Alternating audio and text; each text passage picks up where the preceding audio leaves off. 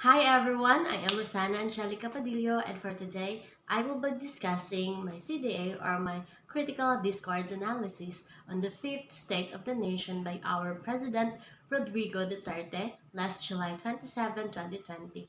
President Duterte delivered his message at the session hall of the House of Representatives, Batasang Pambansa Complex, Quezon City. In this sauna, he used both the Tagalog and the English language to deliver his message. He first started with recognition to the senators and the rest of the members of the cabinet and proceeded saying, "We live in a troubled time. Our dream of prosperity for our country was suddenly snuffed by a pandemic virulent virus. No nation was spared. Neither rich nor poor were exempt on the onslaught of this deadly disease. He then assured us that the vaccine will come soon and the pandemic will come to end, and encouraged us that for the meantime, let us express the nation's gratitude to those who courageously and willingly put their lives on the line to serve the people and the country. We share the griefs of the families who lost their loved one, and no amount of tears can compensate the great losses." He then proceeded saying all of his agenda, and one of those is to inform us what the current administration is doing for the country. Here are the summary list I made of the things he did during his leadership as I listened to his sauna, especially for the people during this pandemic. The first thing that he talked about was the pandemic or the COVID-19 pandemic and his desire for us to have vaccine as soon as possible. And then the second one is the oligarchs. Before I proceed, I would like to define what oligarch is. Oligarchs is a small group of people having control of a country, organization, or an institution, or a country governed by an oligarchy, a very rich business leader with great deal of political influence.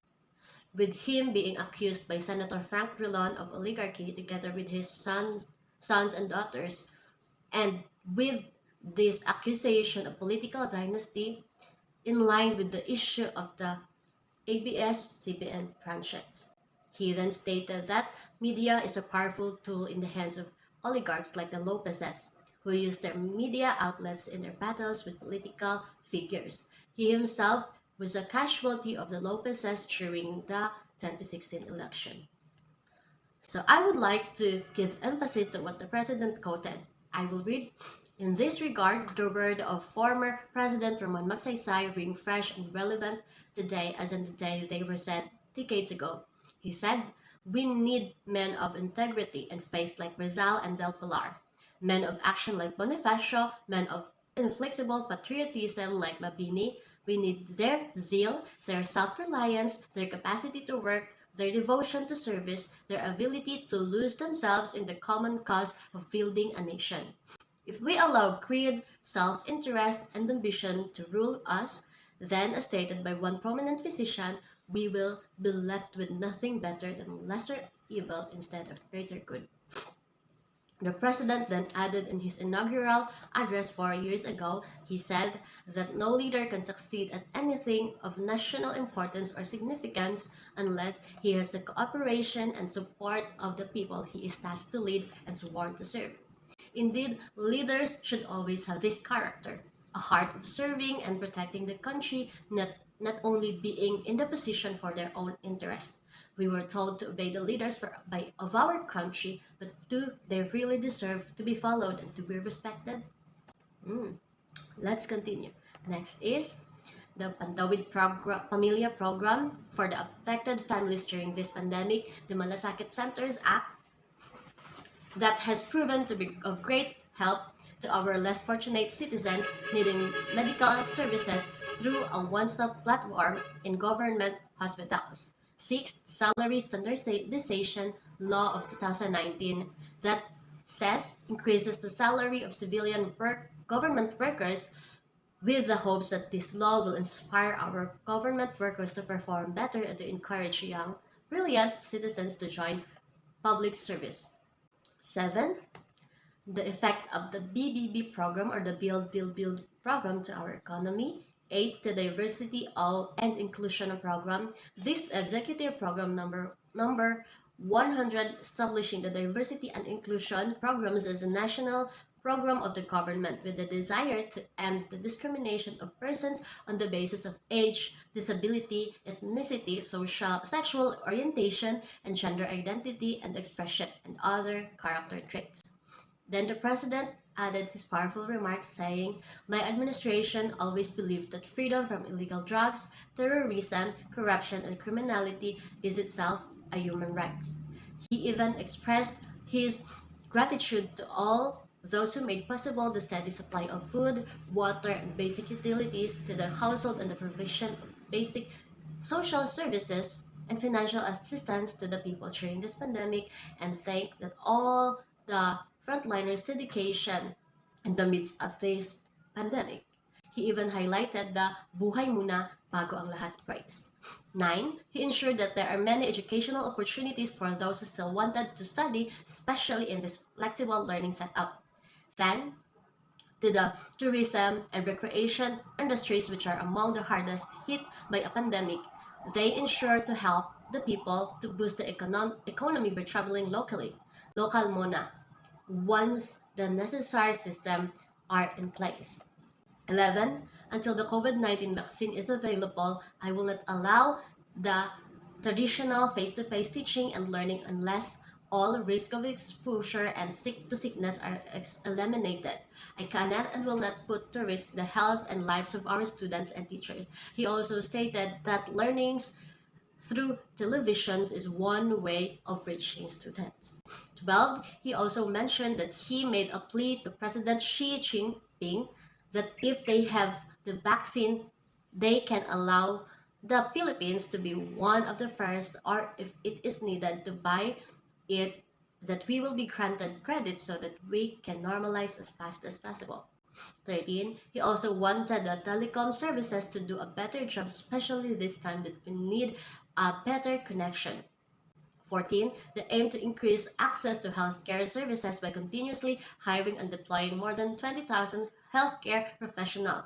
This is a promise of a better healthcare assistance. In his concluding words, he said, "Let me say again that victory in the global battle against the COVID-19 would take longer than we expect. Everyone's cooperation is needed.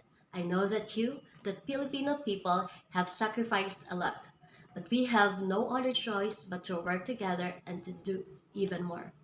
Together, we shall fight this pandemic with the same fervor as our campaign against illegal drugs, criminality, insurgency, and corruption in high places and in stretched parochial interest." So that was his last concluding message.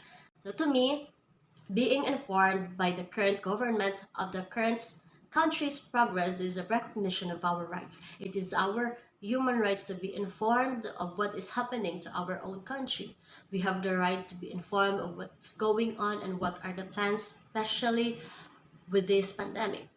This assures us that the government is working and serving the country. The list that I read earlier is evident. The better educational system and opportunities, the privilege for the senior citizens, better healthcare, and the build effect to the economy, the Pantawid Pamilya program, the diversity and inclusion, the vaccine progresses at this moment, these are proven true.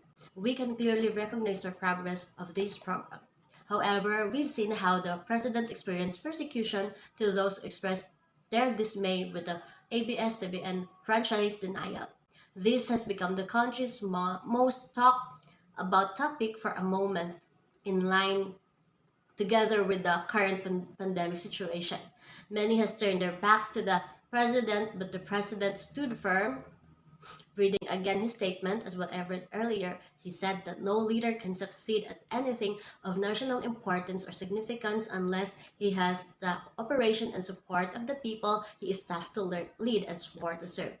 What he think was right, and also the trust that he has for the administration decision, because it's their work, their job, not only the president's decision, but it's also their job to do what is right.